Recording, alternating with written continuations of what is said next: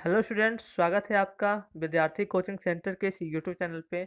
आज का हमारा वीडियो है रॉलेट एक्ट के ऊपर, जिसे भारत का काला कानून भी कहा जाता था। इस कानून को सर सिडनी रॉलेट की अध्यक्षता में पारित करवाया गया था। हम लोग इस वीडियो में जानेंगे रॉलेट एक्ट से जुड़ी मुख्य बातें। सबसे पहले हम लोग जानेंगे कि रॉलेट एक्ट का परिचय, यह कानून कब आया था, क्यों आया था, कैसे लाया लाया गया था इसको। साथ ही साथ हम लोग जानेंगे इस कानून में कौन कौन सी ऐसे मुख्य बातें लिखी गई थी जिसके वजह से हम लोगों ने इसे काला कानून कहा। इसके विरोध में कई सारे प्रदर्शन हुए। और हम लोग जानेंगे इस वीडियो में कि इसके प्रभाव क्या क्या हुए और इससे संबंधित जो जो भी आंदोलनें हुई थी उन सब का भी चर्चा हम लोग इस वीडियो में करने वाले हैं। तो वीडियो में बने रहेंगे। शुरू करते हैं हम लोग सबसे पहले रॉलेट एक्ट का परिचय। तो रॉलेट एक्ट, जिसे भारत का काला कानून भी कहा जाता है, तो भारत का काला कानून किसे कहा जाता है, तो आप लोग याद रखेंगे रॉलेट एक्ट को। यह कानून 1919 ईस्वी में भारत की ब्रिटिश सरकार द्वारा भारत में उभर रहे आंदोलनों को कुचलने के उद्देश्य से बनाया गया था। इस कानून लाने का एकमात्र उद्देश्य यही था कि भारत में जगह जगह पे देशव्यापी आंदोलन शुरू हो चुके थे। इन आंदोलनों को कुचलने के लिए ही इन आंदोलनों को कुचलने के उद्देश्य से ही यह कानून को पारित करवाया गया था। कई बार एग्जाम में आपको इस कानून का सरकारी नाम भी पूछ लिया जाता है कि इस रॉलेट एक्ट का सरकारी नाम क्या था। रॉलेट एक्ट कानून का असली में नाम क्या था, तो इसका नाम था the anarchical and revolutionary crime act 1919। तो आप लोग इसका जो सरकारी नाम था इसको भी याद रखने का प्रयास करेंगे। आगे हम लोग जानते हैं इसी वीडियो में, यह अधिनियम सर सिडनी रॉलेट की अध्यक्षता में पारित करवाया गया था। इसके अध्यक्ष कौन थे, तो sir Sydney Rowlatt. Sydney Rowlatt की अध्यक्षता में इसको क्या किया गया था, पारित करवाया गया था। और जो कमेटी बैठी थी उस कमेटी का नाम था सेडिशन कमेटी। तो यहाँ से आप लोग दोनों नाम याद रखेंगे कि इसकी अध्यक्षता किसके हाथ में थी, तो सिडनी रॉलेट के हाथ में। इसको हम लोग रॉलेट कानून के नाम से भी जानते हैं। और ये जो कमेटी गठन हुआ था उस कमेटी का नाम था सेडिशन कमेटी।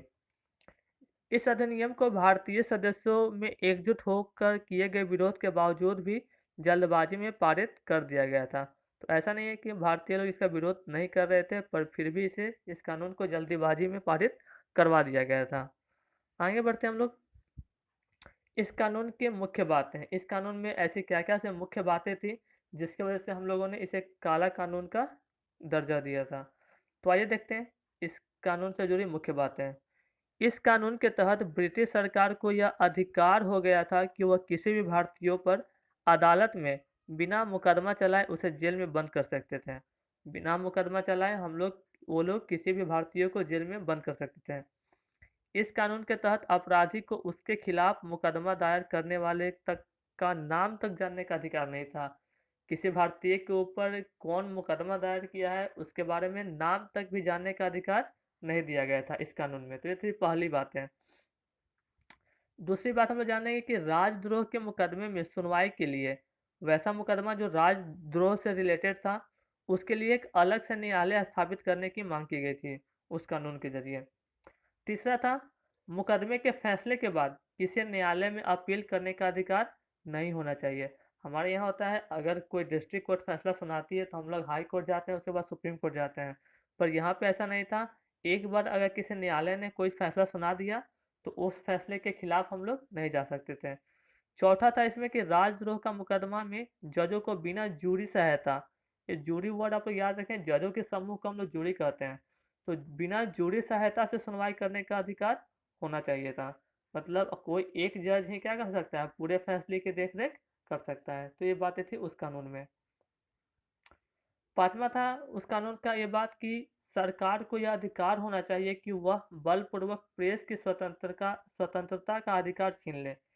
सरकार को यह अधिकार होना चाहिए था कि वह प्रेस की स्वतंत्रता का अधिकार छीन ले एवं अपनी इच्छा अनुसार किसी भी व्यक्ति को कारावास की सजा दे, फिर उसे देश से निष्कासित कर दे। मतलब पूरे तरह से इस कानून का भारतीयों को कुचलने के लिए लाया गया था। कोई भी भारतीय उनके खिलाफ कोई आंदोलन करे फिर उनका विरोध करे। अंग्रेज लोगों का चाहना था कि कोई भी भारतीय लोग उनके खिलाफ कोई भी आंदोलन ना करे और ना ही कोई अंग्रेजी सरकार के विरुद्ध जाए। तो उनका मुख्य उद्देश्य यही था कि कोई भी भारतीय उनका विरोध ना कर पाए। आगे बढ़ते हैं हम लोग। इसके प्रभाव एवं आंदोलनों की चर्चा है। इस कानून के क्या-क्या प्रभाव पड़े और कौन-कौन से आंदोलन हुए, इस पे हम लोग चर्चा करने वाले हैं। तो रॉलेट एक्ट के विरोध पूरे देश में प्रारंभ हो गया था। इस कानून का विरोध जो था पूरे देश में प्रारंभ हो गया था। इसके विरोध में मोहम्मद अली जिन्ना, नाम याद रखेंगे, और मदन मोहन मालवीय। मोहम्मद अली जिन्ना और मदन मोहन मालवीय ने इसके प्रतिवाद में व्यवस्थापिका की सदस्यता से त्यागपत्र दे दिया। वे लोग मदन मोहन मालवीय और मोहम्मद अली जिन्ना ने व्यवस्थापिका की सदस्यता से त्यागपत्र दे दिया। दूसरा प्रभाव पड़ा, इस कानून को भारतीयों ने काला कानून कहा था। इस कानून के विरोध में देशव्यापी हड़तालें, जुलूस और प्रदर्शन होने लगे थे। पूरे देश में हड़ताल, जुलूस और प्रदर्शन होने लगा था इस कानून के विरोध में। हम लोगों ने इसे काला कानून कहा था। तो काला कानून का मतलब हम लोग जानते हैं कि काला कानून क्या था। तो एक ऐसा कानून जो बिना दलील का था, हम लोग कोई दलील नहीं कर सकते थे, बिना वकील, कोई भी वकील नहीं रख सकते थे, और बिना अपील। इस काले कानून को बिना दलील, बिना वकील और बिना अपील की कानून का नाम से पुकारा गया था, और पूरे भारत में इसका विरोध हुआ था। आगे देखते हैं हम लोग इसका।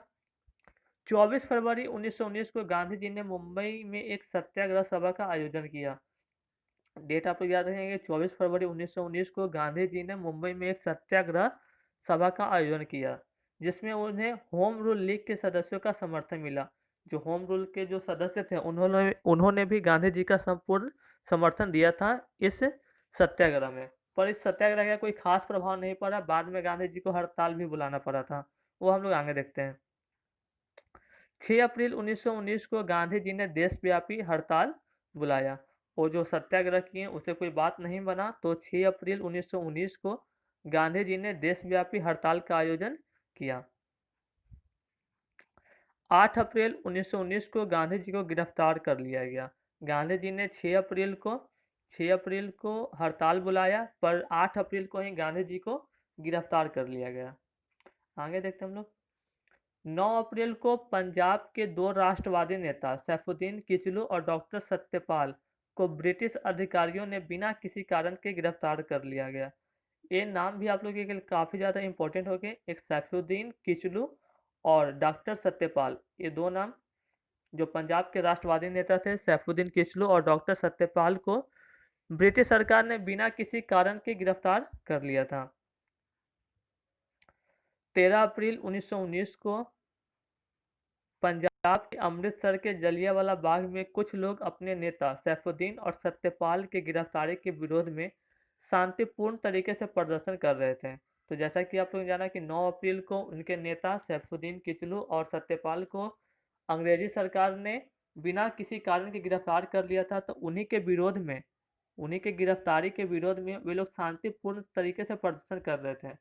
किंतु बात थी कि उस दिन, वह दिन बैसाखी का दिन था। उस दिन बैसाखी का दिन था, मतलब उस दिन पंजाबी लोगों का एक बहुत बड़ा पर्व होता है बैसाखी का।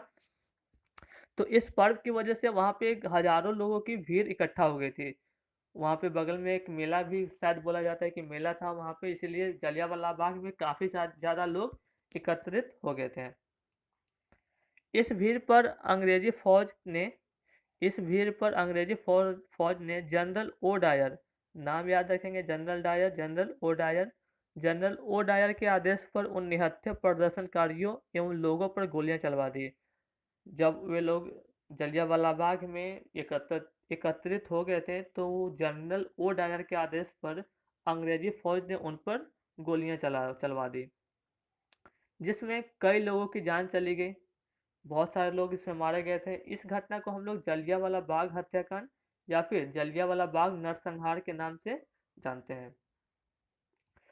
अगला वीडियो हमारा जलियांवाला बाग से ही रिलेटेड होगा। जलियांवाला बाग का पूरी जानकारी आपको हमारे अगले वीडियो में मिलेगा, तो हमारे चैनल से जुड़े रहेंगे।